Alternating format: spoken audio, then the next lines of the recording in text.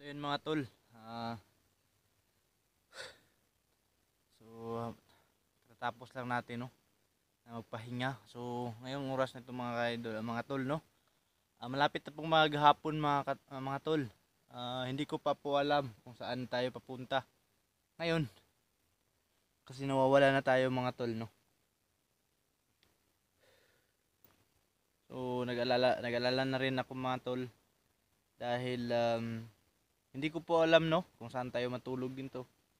Wala tayong matulugan kasi dito mga tol. So hindi ko po makontak si Bro DJ mga tol dahil walang signal talaga no. Nag-try ako kanina na mag-open ng messenger. Hindi ko talaga ma-open ko pero walang signal mga tol. So ngayon mga tol, try pa rin nating maglakad doon sa unahan mga tol kung saan tayo mapunta no. Baka may daan doon papunta doon sa may bilihan ng mga pagkain no. So bababa tayo papunta doon. So tara mga tol. Ayan, patuloy po tayo maglalakad mga tol no. So magsikap tayo mga tol na makaalis dito or makababa na talaga no. Dahil wala talagang makatulong sa atin no kung anong pong mangyari sa atin dito. Kaya ngayon mga tol, patuloy tayo no, tara.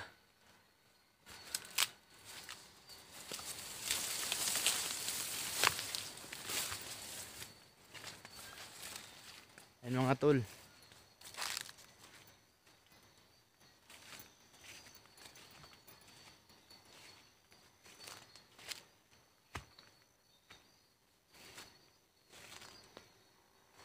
Hindi ko po alam mga tol kung sana po tayo.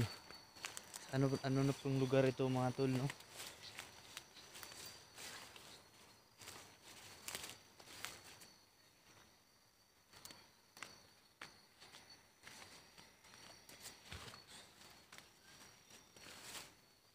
Meron naman po tayong self defense dito mga tol. Maliit na pang self defense natin mga tol no.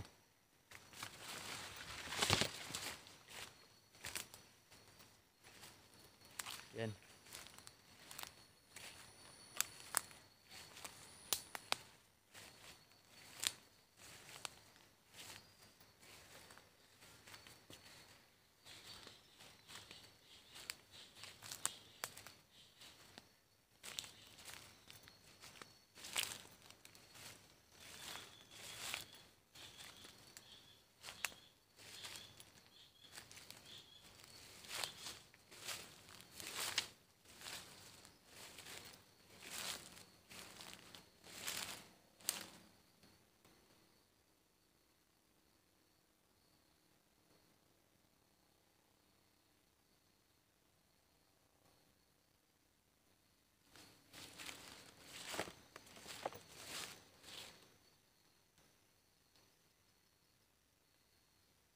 So ngayon mga tol, hindi na muna tayo maglalakad ng papunta no sa baba kasi medyo madilim na, baka maabutan tayo ng dilim diyan. Wala tayong matambayan. Hindi pa natin nakikita yung lugar. So ngayon mga tol, relax muna tayo dito sa area. So siguro mga tol no, maghanap tayo ng mga kahoy na pwede nating itayo ng kahit maliit lang na kubo mga tol, or parang temporary na kubo lang mga tol no, para may matulugan tayo dito sa area mga tol no. So kuha mo na lang, magkuha lang muna ako ng mga gagamitin mga tol no.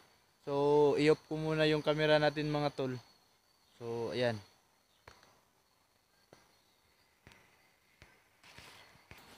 Ayan mga tol no, magkuha pa tayo ng ibang kahoy dito.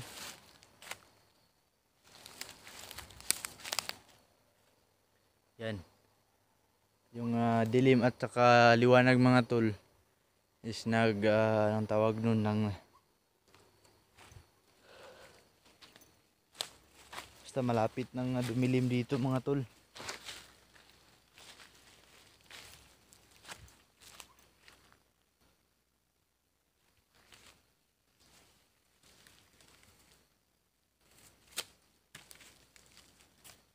ito na muna mga tol, no? Temporary na higaan natin doon sa itaas. So para makabantay tayo kung mayroon mang mga ibang tao dito sa area. So doon tayo sa itaas mga tol ah, magpahinga. Doon tayo sa itaas magpahinga mga tol. So kunin lang natin dito papunta doon sa itaas mga tol para may magawa tayong higaan mga tol.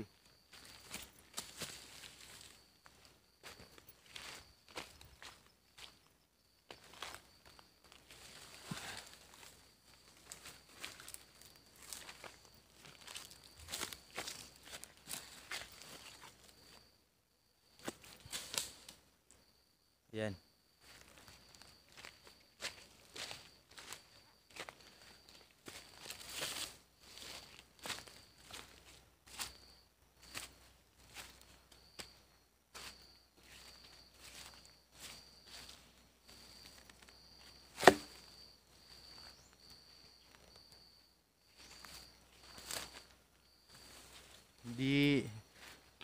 Hindi kubo yung magawa natin mga tol kasi walang ibang kahoy na pwede natin kunin dito.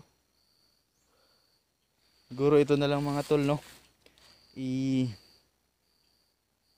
I-plaster natin, ayusin natin yung pagkalagay para may mahigaan tayo mga tol. Dito tayo magpahinga. Ayan. Ayan, okay na siguro to mga tol. Temporaring higaan lang mga tol, no? Ayan. Temporaring higaan lang to. Dahil bukas patuloy tayo maglalakad mga tol. Papunta doon sa baba ng bundok sana. Makabili tayo doon ng makabili or makahingi tayo ng tulong mga tol, no, para sa mga bata mga tol na inalagaan ni Bro DJ mga tol, no. Tayo na. So ngayon mga tol, magpahinga muna tayo, no, kasi grabe yung paglalakad natin kanina. So pahinga muna tayo dito. Dito na tayo hintay ng dilim. Wala pa tayong kain mga tol. So sige lang. Kakayanin natin to mga tol para sa mga bata. So ngayon mga tol, pahinga muna pahinga muna ako, no. Yan mga tol, kahit wala pa tayong kain, no. Sobrang gutom ko na dito sa bundok mga tol. Kakayanin natin ito mga tol para sa mga bata, no. Yan. Dito na lang tayo magpalipas ng gabi mga tol, no. Dito sa ginawa nating maliit na higaan. Yan.